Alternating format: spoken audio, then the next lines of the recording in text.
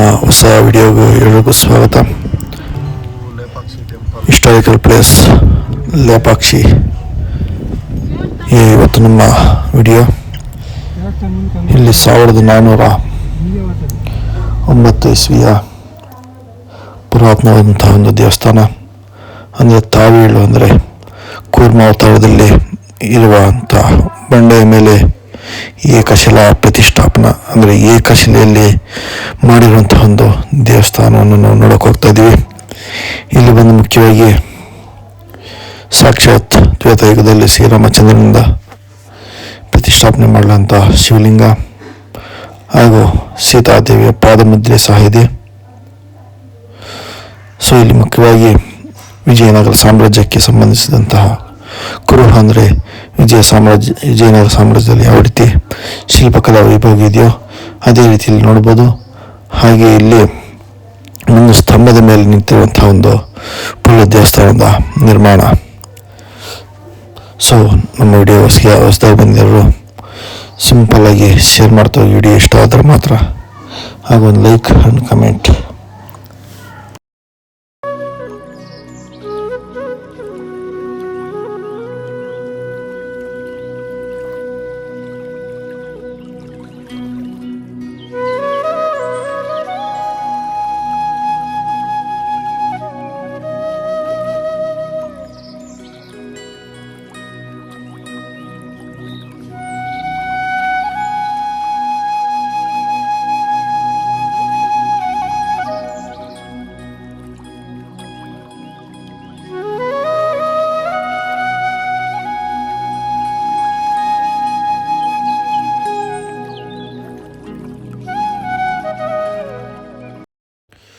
ಅಚ್ಯುತರಾಯನ ಪರಿಪಾಲನಾ ಸಂಸ್ಥಾನದಲ್ಲಿ ಕೋಶಾಧಿಕಾರಿಯಾಗಿದ್ದಂತಹ ವಿರೂಪಣ್ಣ ಇಲ್ಲಿ ಶ್ರೀರಾಮನಿಂದ ಪ್ರತಿಷ್ಠಾಪನೆ ಆಗಿರುವಂತಹ ಲಿಂಗವನ್ನು ನೋಡಿಯೇ ನಿರ್ಮಿಸಿರುವಂತಹ ಏಕಶಿಲಾ ದೇವಸ್ಥಾನ.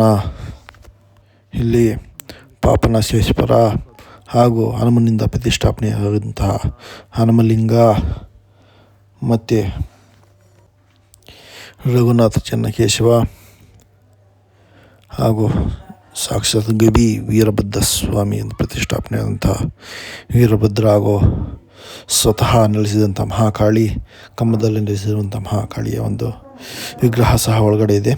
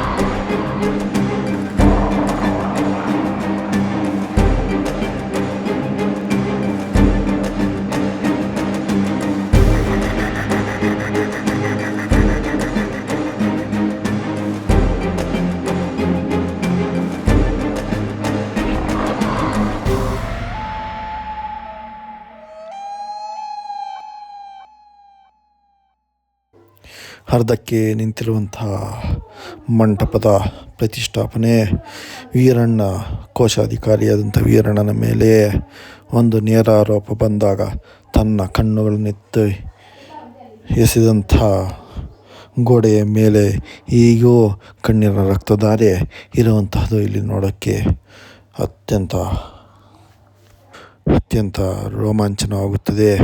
ಇಲ್ಲಿ ನೀವು ಒಂದೊಂದು ಸ್ತಂಭದ ಮೇಲೆ ನೋಡ್ಬೋದು ವಿಜಯನಗರ ಸಾಮ್ರಾಜ್ಯದ ಕಾಲದಲ್ಲಿ ಕೆತ್ತಿರುವಂತಹ ಒಂದು ಲಿಂಗದ ಅಂದರೆ ಒಂದು ಶಿಲ್ಪಕಲಾ ವೈಭವ ಇಲ್ಲಿ ಕಾಣಿಸುತ್ತಿದೆ. ಈಗ ನೀವು ನೋಡಿದಂತಹ ಗವಿ ವೀರಭದ್ರ ಸ್ವಾಮಿಯ ಒಂದು ದೇವರ ಶಿಲ್ಪ.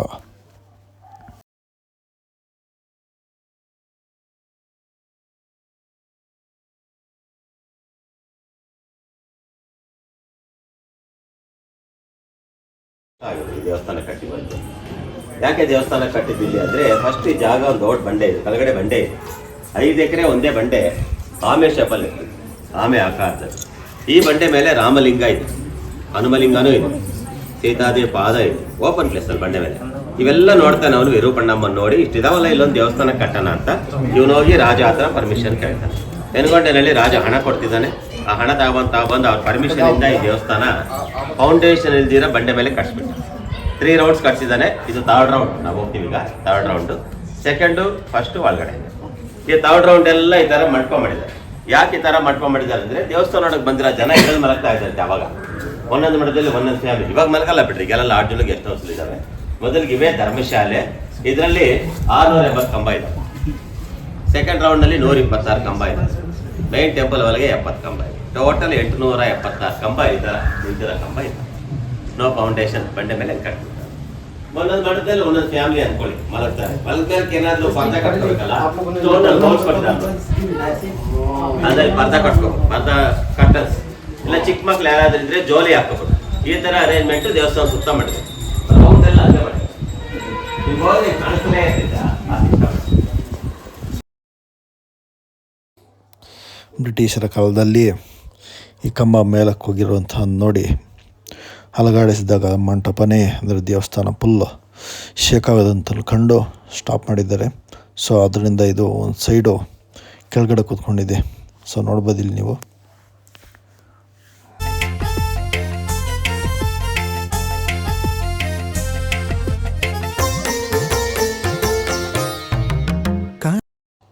ಈ ಮಂಟಪದಲ್ಲಿ ಪ್ರತಿಯೊಂದು ಕಂಬನೂ ಗಾಳಿಯಲ್ಲಿ ತೇಲಾಡೋದು ನೋಡಿ. ಸೊ ಇದೊಂದು ಕಂಬನ ಶೇಕ್ ಮಾಡಿದ್ರು ಬ್ರಿಟಿಷರ ಕಾಲದಲ್ಲಿ. ಇಡೀ ದೇವಸ್ಥಾನದ ಪುನಾದಿನೇ ಶೇಕ್ ಆಗುತ್ತೆ. ಸೊ ಆಗ ಸ್ಟಾಪ್ ಮಾಡಿದರೆ ಆಗಲಿಂದ ಪ್ರತಿಯೊಂದು ಕಂಬ ಕೆಳಗಡೆ ಸಿಮೆಂಟ್ ಇಂದ ಪ್ಯಾಕ್ ಮಾಡಿದ್ದಾರೆ. ಸೊ ಇದೊಂದು ಕಂಬ ಮಾತ್ರ ಪ್ರೇಕ್ಷಕರ ವೀಕ್ಷಣೆಗಾಗಿ ಆಗಿಬಿಟ್ಟಿದ್ದಾರೆ. ಸೊ ಇಲ್ಲಿ ಪ್ರತಿಯೊಂದು ಕಂಬದ ಮೇಲೆ ನೋಡ್ಬೋದು ಯಾವ ರೀತಿ ಶೈಲಿಯನ್ನು ಕೆತ್ತಿದ್ದಾರೆ ಅಂದೇಳಿ. ಸೊ ಇಲ್ಲಿ ನಿಮಗೆ ಕಾಣಿಸ್ತಿರೋದು ಪುರಾತನ ಕಾಲದ ಒಂದು ಶಿವಲಿಂಗ.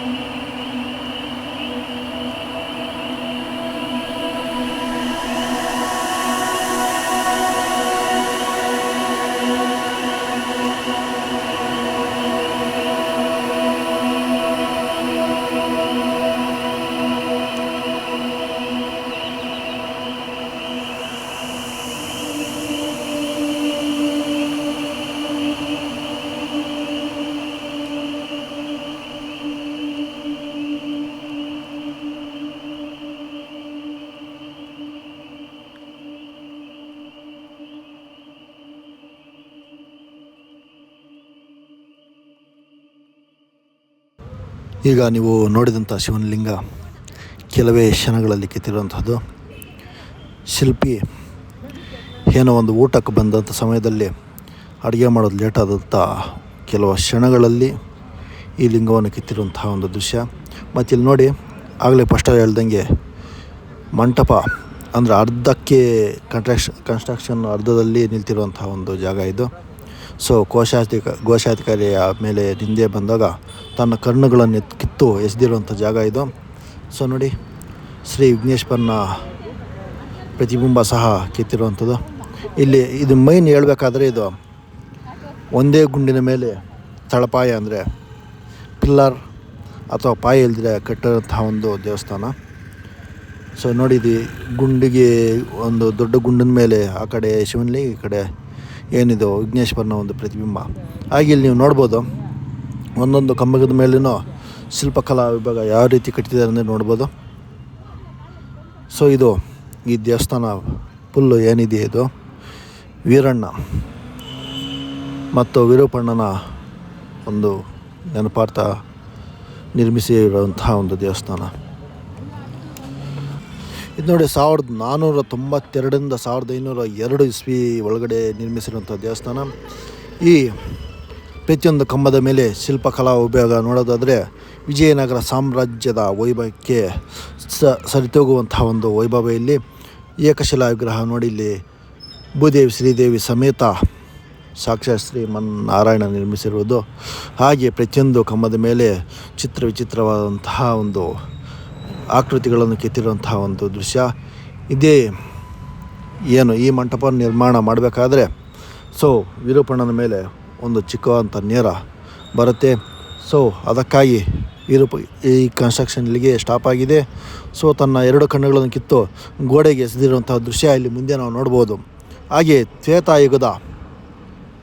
ತ್ರೇತಾಯುಗದ ಸಾಕ್ಷಿಯಾಗಿ ಇಲ್ಲಿ ಶ್ರೀರಾಮನು ಚಂದ್ರನು ಏನು ಶ್ರೀರಾಮ ಮಹಾಪ್ರಭು ನಿರ್ಮಿಸಿರುವಂಥ ಒಂದು ಲಿಂಗ. ಆಗ ದ್ವಾಪರ ಯುಗಕ್ಕೆ ಸಂಬಂಧಿಸಿದಂಥ ಭೀಮಲಿಂಗ ಸಹ ಇಲ್ಲಿದೆ. ಹಾಗೆ ಇಲ್ಲಿ ಮುಂದೆ ನೋಡೋದಾದ್ರೆ ಬನ್ನಿಲ್ಲಿ ತ್ರೇತಾಯುಗಕ್ಕೆ ಸಂಬಂಧಿಸಿದ ಸೀತಾದೇವಿ ಒಂದು ಪಾದಮುದ್ರೆನ ಇಲ್ಲಿ ಮುಂದೆ ತೋರಿಸ್ತೀನಿ, ಬರ್ತಾಯಿರಿ ನೋಡೋಣ.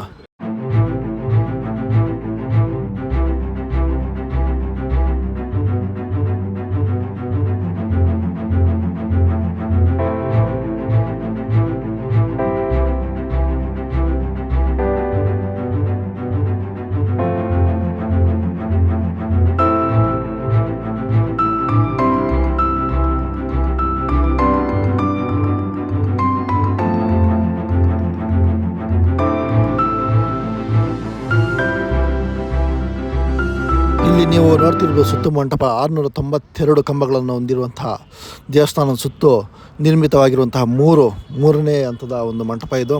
ಸೊ ಇಂದಿನ ಕಾಲದಲ್ಲಿ ಬಂದಂತಹ ಅಲ್ಲಿ ದೇವಸ್ಥಾನ ನೋಡೋಕ್ಕೆ ಬಂದಂಥ ಪ್ರತಿಯೊಬ್ಬ ಜನಗಳು ಮಲಗೋಕ್ಕೆ ಇದ್ದಂತಹ ಒಂದು ಗೆಸ್ಟ್ ಹೌಸ್ ಅದು. ಸೊ ಹಾಗೆ ಇಲ್ಲಿ ನೋಡೋದಾದರೆ ಆಗಲೇ ಹೇಳ್ದಂಗೆ ಸೀತಾದೇವಿಯ ಒಂದು ಪಾದಮುದ್ರೆಯನ್ನು ಈಗ ನೋಡ್ಬೋದು ನೀವು. ಸಾಕ್ಷಾತ್ ತ್ರೇತಾಯುಗದಲ್ಲಿ ಸೀತಾದೇವಿಯ ಒಂದು ಪಾದಮುದ್ರೆ ಇದು. ಸೊ ಹಾಗೆ ಇಲ್ಲಿ ಹನುಮಲಿಂಗ ಅಂದರೆ ಸಾಕ್ಷಾತ್ ಆಂಜನೇಯ ಸ್ವಾಮಿ ಸ್ವತಃ ನಿರ್ಮಿಸಿದಂತಹ ಹನುಮಲಿಂಗನ ಸಹ ನೀವು ನೋಡ್ತಾ ಇದ್ದೀರಾ. ಇದು ಒಟ್ಟಾರೆಯಾಗಿ ಬಂದು ಒಂದೇ ಗುಂಡಿನ ಮೇಲೆ ನಿರ್ಮಿಸಿರುವಂಥ ಒಂದು ದೇವಸ್ಥಾನ. ಇಲ್ಲಿ 3 ವೃತ್ತ ಅಂತ ಹೇಳಿದ್ರೆ ಈಗ ನಾವು ಫಸ್ಟ್ ಸ್ಟೇಜ್ ನೋಡ್ತಾ ಇದ್ದೀವಿ. ಇಲ್ಲಿ 692 ಕಂಬಗಳು, ಹಾಗೆ ಸೆಕೆಂಡ್ ಸ್ಟೇಜ್ 192 ಕಂಬ, ಹಾಗೆ 3ನೇ ಸ್ಟೇಜಲ್ಲಿ 72 ಕಂಬಗಳನ್ನು ನಾವು ನಿರ್ಮಿತ ದೇವಸ್ಥಾನ ಇದು.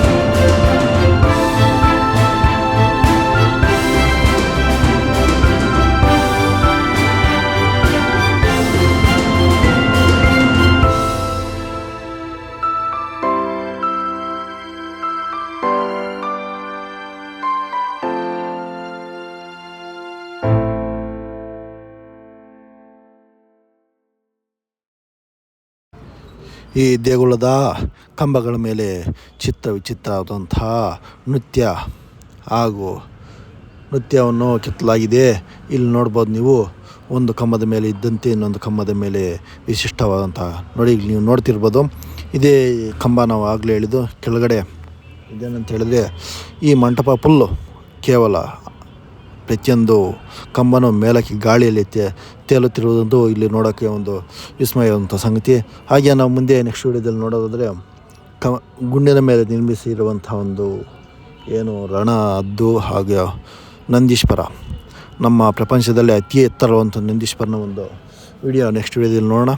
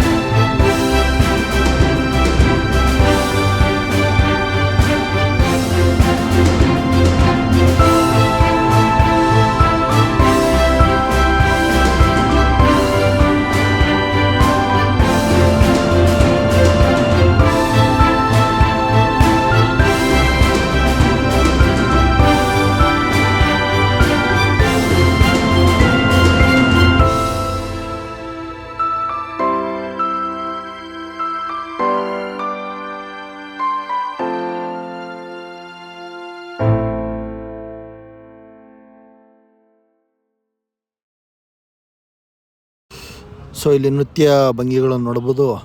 ನಾವು ನಮ್ಮ ನೆಕ್ಸ್ಟ್ ವಿಡಿಯೋಲಿ ಇನ್ನೂ ಚೆನ್ನಾಗಿರೋಂಥ ವಿಡಿಯೋನ ಮಾಡೋಕ್ಕೆ ಟ್ರೈ ಮಾಡ್ತೀನಿ. ವಿಡಿಯೋ ನೋಡ್ತಿದ್ದಂಥ ಪ್ರತಿಯೊಬ್ಬರು ಲೈಕ್ ಮಾಡಿ ಶೇರ್ ಮಾಡ್ತಾ ಹೋಗಿ ಅಂತ ನಾನು ಹೇಳೋದಿಲ್ಲ. ನಿಮ್ಗೆ ಇಷ್ಟ ಆದರೆ ಮಾತ್ರ ಲೈಕ್ ಮಾಡಿ ಶೇರ್ ಮಾಡ್ತಾ ಹೋಗಿ. ಸೊ ಪ್ರತಿಯೊಬ್ಬರು ಬಂದು ಇಲ್ಲಿ ದೇವಸ್ಥಾನದ ಒಂದು ಬಂದು ವೀಕ್ಷಣೆ ಮಾಡಬೇಕಂದೇಳಿ ಹೇಳ್ಕೊಳ್ತಾ, ಜೈ ಕರ್ನಾಟಕ, ಜೈ ಭುವನೇಶ್ವರಿ, ಜೈ ಭಾರತ್ ಮಾತಾ ಕಿ ಜೈ. ಸೊ ನಮ್ಮ ನೆಕ್ಸ್ಟ್ ವಿಡಿಯೋದಲ್ಲಿ ಸಿಗೋಣ.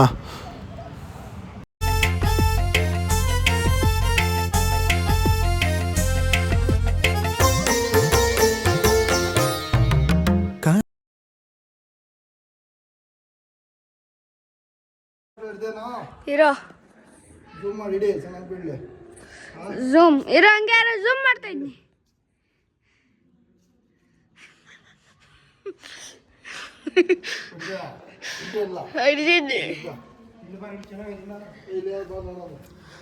ನೋಡಿ ಇದು ಒಂದು ಪಕ್ಷಿ.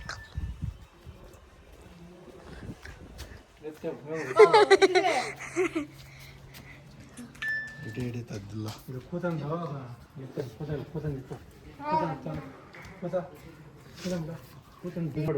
ಅದು. ಓಹೋ, ಇವನ್ ಕೋತಿ ಆಗ್ತೈತಾವನಿ ಕೂತಂದೇನ. ಕೋತಿ ಬಾ ನೀ ಎತ್ಲಾಪ ಇವೆಲ್ಲ.